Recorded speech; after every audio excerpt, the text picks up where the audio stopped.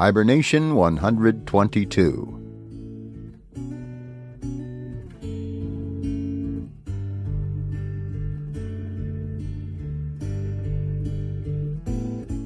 Grizzly's Growls presents Stories from the Hiber-Nation. Read by David Grizzly Smith.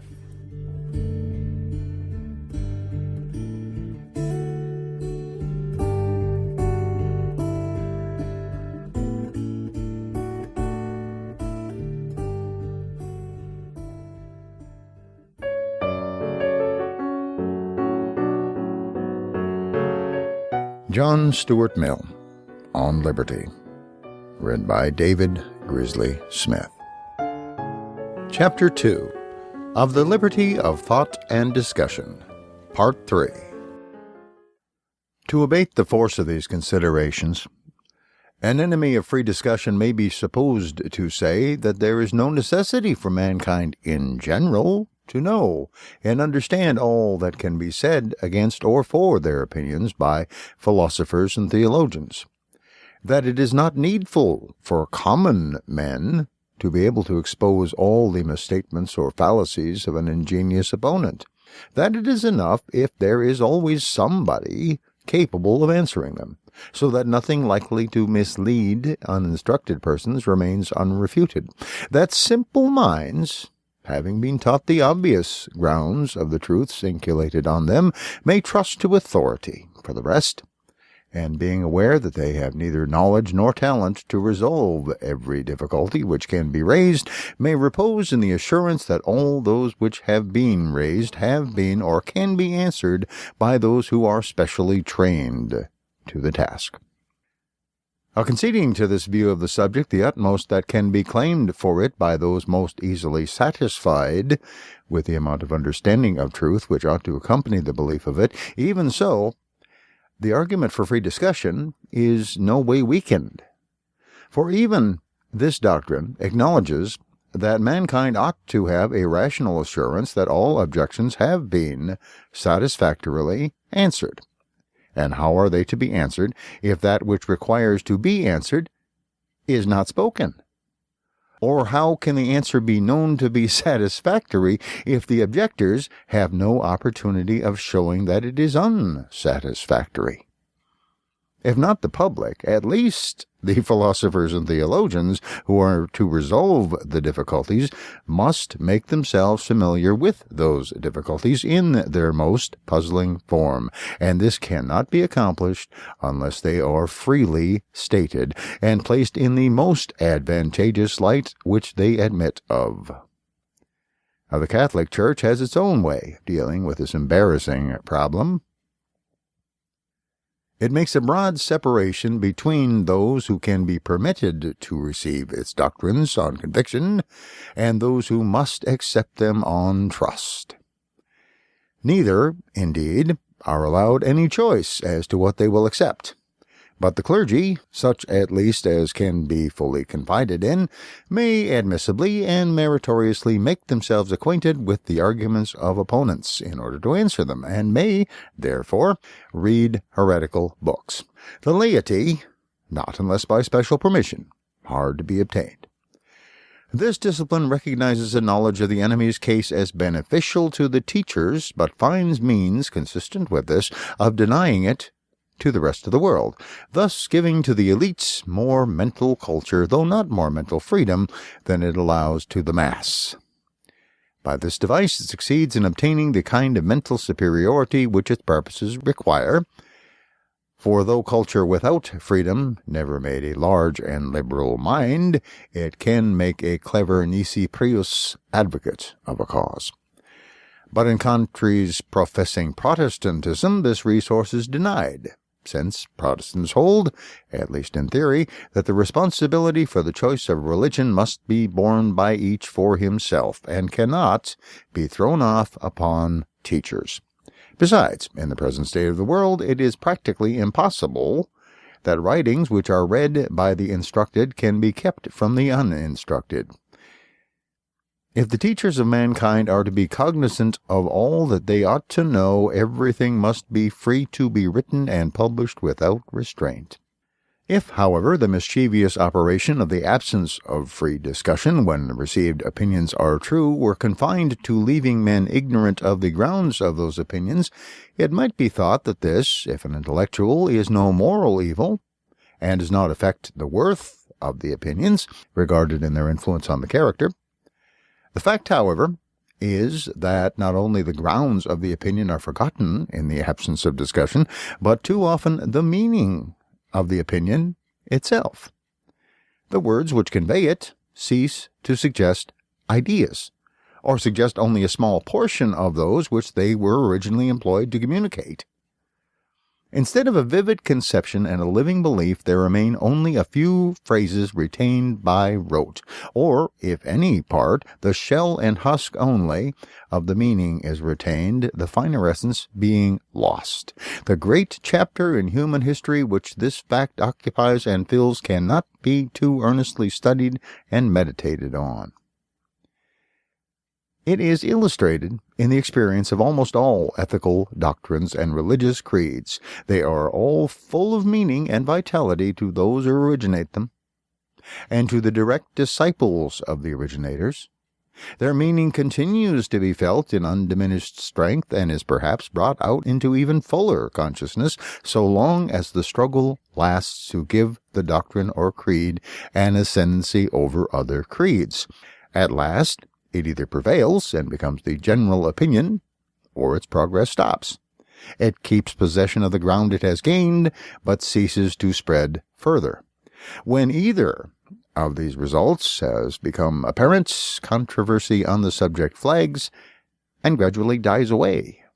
The doctrine has taken its place, if not as a received opinion, as one of the admitted sects or divisions of opinion. Those who hold it have generally inherited, not adopted it, and conversion from one of these doctrines to another, being now an exceptional fact, occupies little place in the thoughts of their professors. Instead of being, as at first, constantly on the alert either to defend themselves against the world or to bring the world over to them, they have subsided into acquiescence, and neither listen, when they can help it, to arguments against their creed, nor trouble dissentients, if there be such, with arguments in its favor. From this time may usually be dated the decline in the living power of the doctrine. We often hear the teachers of all creeds lamenting the difficulty of keeping up in the minds of believers a lively apprehension of the truth which they nominally recognize, so that it may penetrate the feelings and acquire a real mastery over the conduct. No such difficulty is complained of while the creed is still fighting for its existence.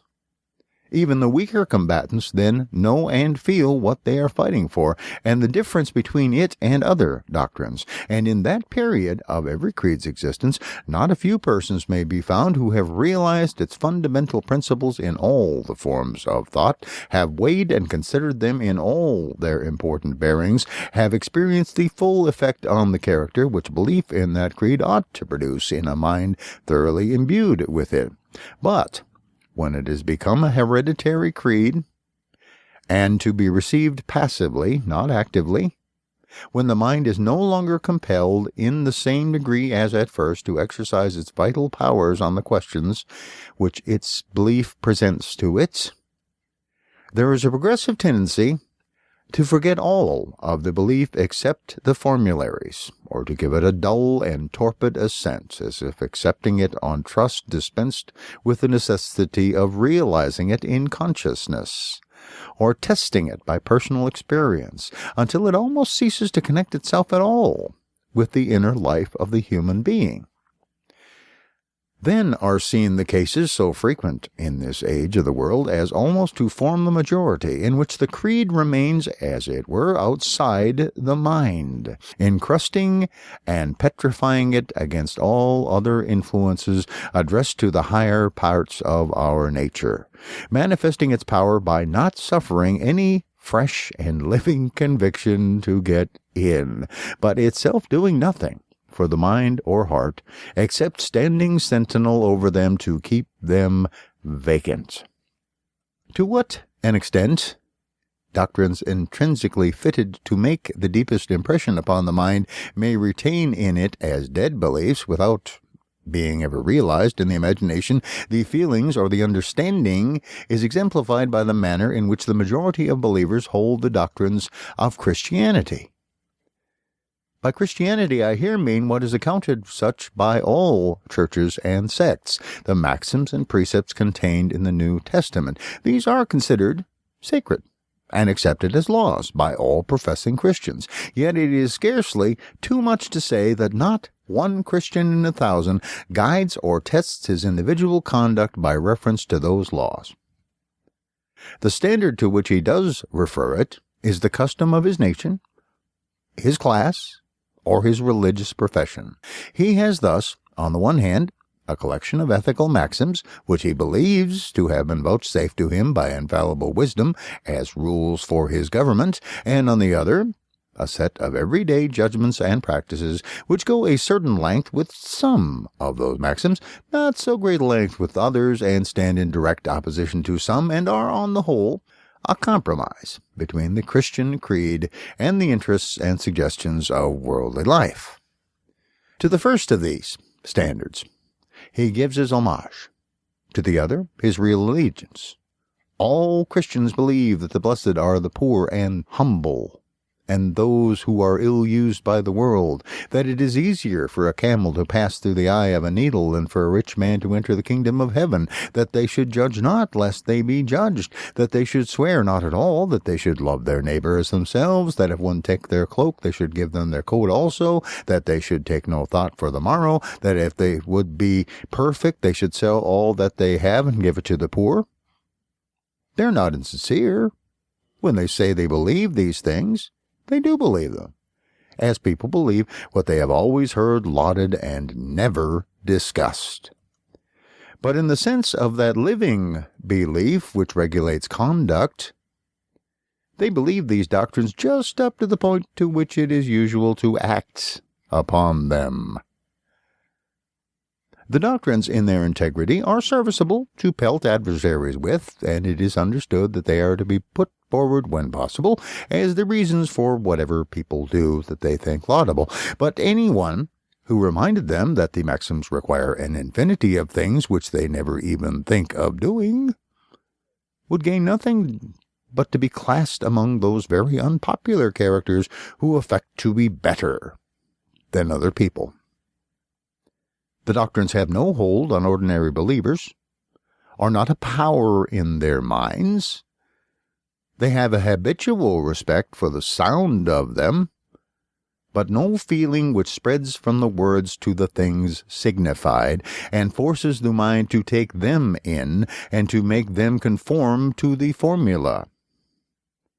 Whenever conduct is concerned, they look round for Mr. A and B to direct them how far to go in obeying Christ. Now we may be well assured that the case was not thus, but far otherwise, with the early Christians. Had it been thus, Christianity never would have expanded from an obscure sect of the despised Hebrews into the religion of the Roman Empire.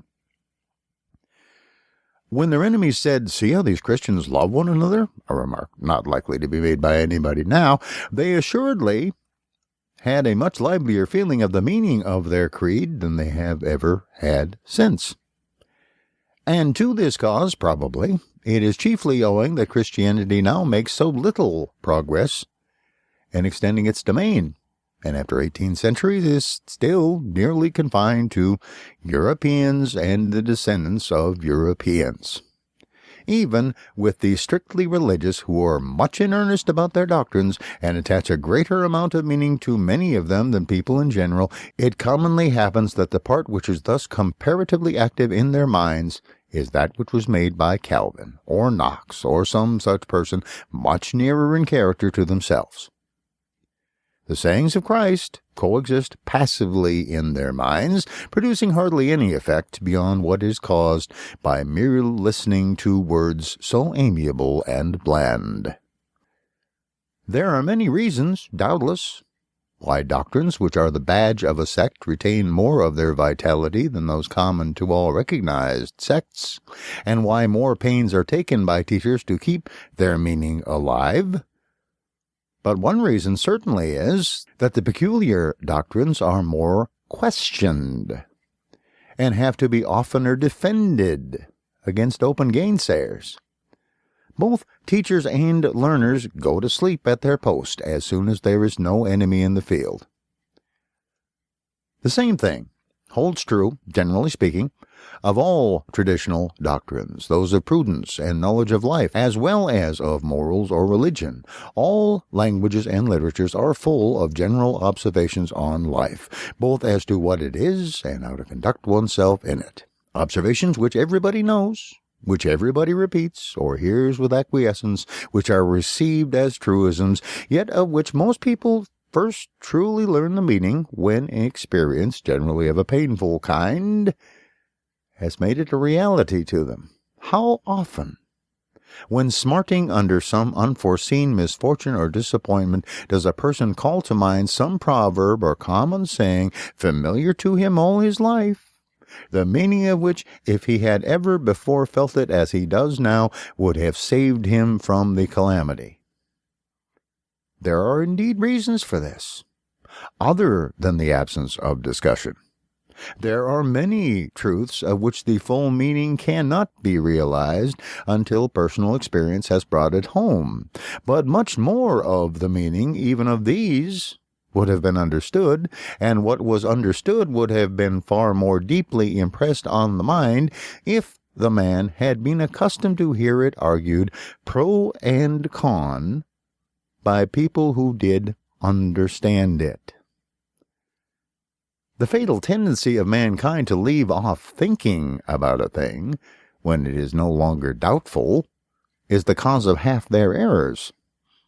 A contemporary author has well spoken of the deep slumber of a decided opinion. But what, it may be asked, is the absence of unanimity an indispensable condition of true knowledge? Is it necessary that some part of mankind should persist in error to enable any to realize the truth? Does a belief cease to be real and vital as soon as it is generally received, and is a proposition never thoroughly understood and felt unless some doubt of it remains? As soon as mankind have unanimously accepted a truth, does the truth perish within them?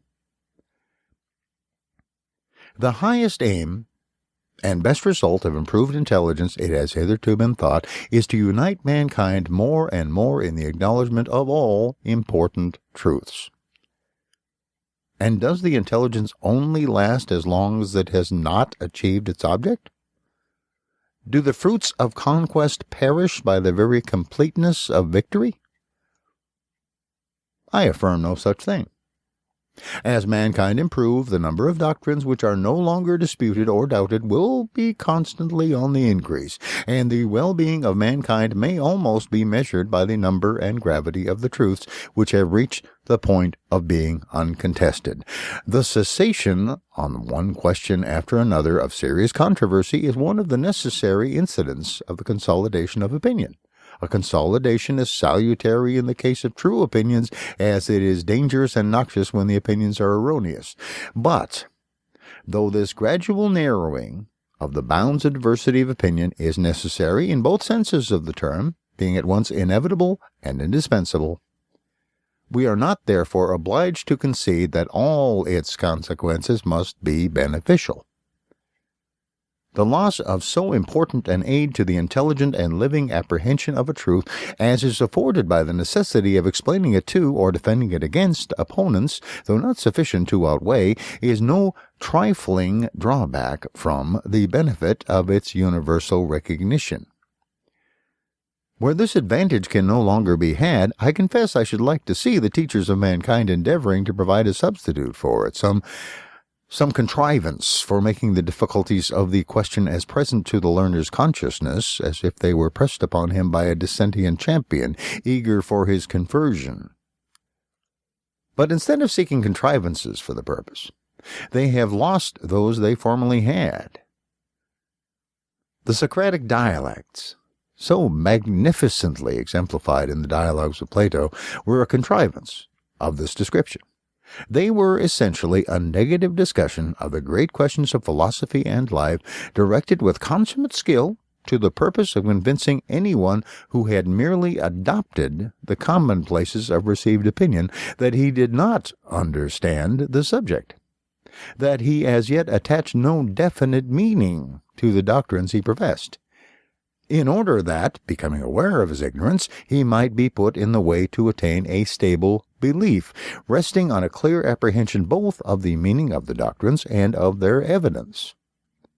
The school disputations of the Middle Ages had a somewhat similar object. They were intended to make sure that the people understood his own opinion, and, by necessary correlation, the opinion opposed to it, and could enforce the grounds of the one and confute those of the other. Now, these last-mentioned contests had indeed the incurable defect that the premises appealed to were taken from authority, not from reason. And as a discipline to the mind, they were in every respect inferior to the powerful dialectics which formed the intellects of the Socratici viri. But the modern mind owes far more to both than it is generally willing to admit, and the present modes of education contain nothing which in the smallest degree supplies the place either of the one or of the other. A person who derives all his instruction from teachers or books, even if he escape the besetting temptation of contenting himself with cram, is under no compulsion to hear both sides.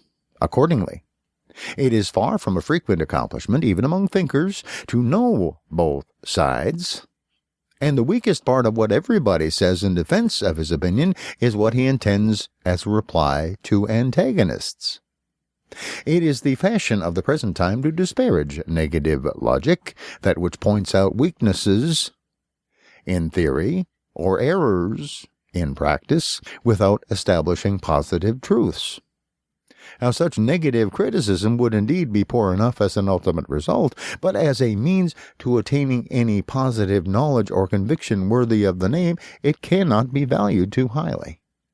And until people are again systematically trained to it, there will be few great thinkers and a low general average of intellect in any but the mathematical and physical departments of speculation. On any other subject, no one's opinions deserve the name of knowledge, except so far as he has either had forced upon him by others, or gone through himself, the same mental process which would have been required of him in carrying on an active controversy with opponents. That, therefore, which, when absent, it is so indispensable but so difficult to create, how worse than absurd is it to forego when spontaneously offering itself?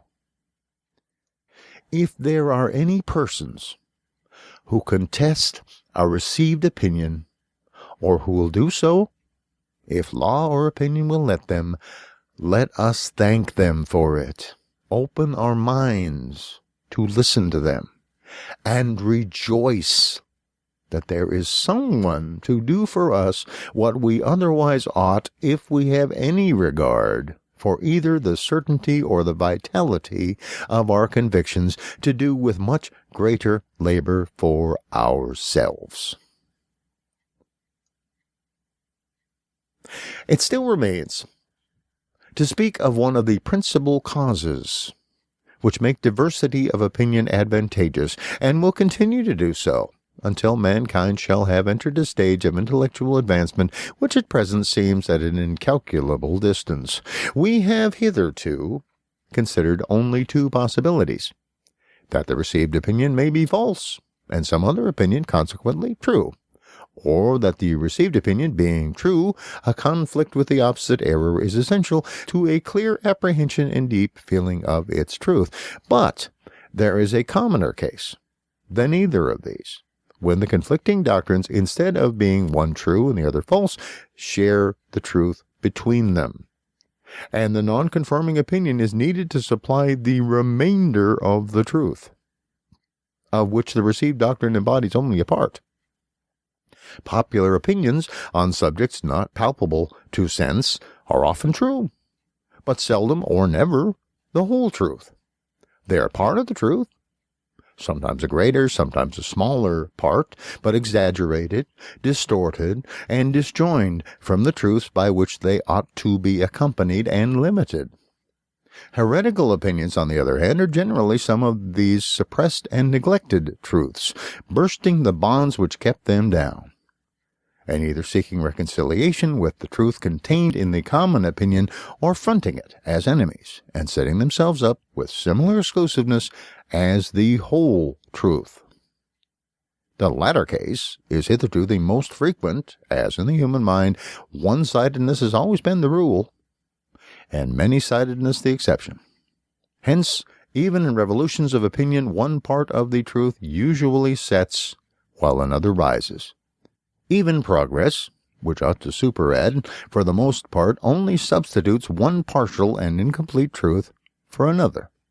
Improvement consisting chiefly in this, that the new fragment of truth is more wanted, more adapted to the needs of the time than that which it displaces. Such being the partial character of prevailing opinions, even when resting on a true foundation, every opinion which embodies somewhat of the portion of truth which the common opinion admits ought to be considered precious, with whatever amount of error and confusion that truth may be blended.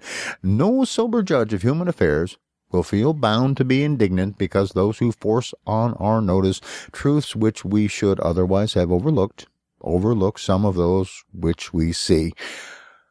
Rather, he will think that so long as popular truth is one-sided, it is more desirable than otherwise that unpopular truth should have one-sided asserters too, such being usually the most energetic and the most likely to compel reluctant attention to the fragment of wisdom which they proclaim as if it were the whole.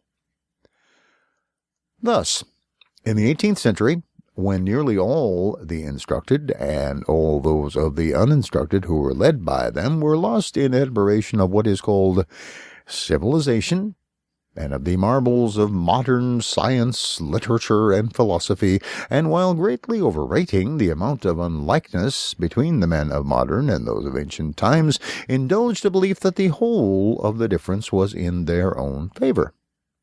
With what a salutary shock did the paradoxes of Rousseau explode like bombshells in the midst, dislocating the compact mass of one-sided opinion and forcing its elements to recombine in a better form and with additional ingredients. Not that the current opinions were on the whole farther from the truth than Rousseau's were. On the contrary, they were nearer to it. They contained more of positive truth and very much less of error. Nevertheless, there lay and Rousseau's doctrine, and has loaded down the stream of opinion along with it, a considerable amount of exactly those truths which the popular opinion wanted. And these are the deposit which was left behind when the flood subsided. The superior worth of simplicity of life, the enervating and demoralizing effect of the trammels and hypocrisies of artificial society are ideas which have never been entirely absent from cultivated minds since Rousseau wrote, and they will in time produce their due effect, though at present needing to be asserted as much as ever, and to be asserted by deeds, for words on this subject have nearly exhausted their power.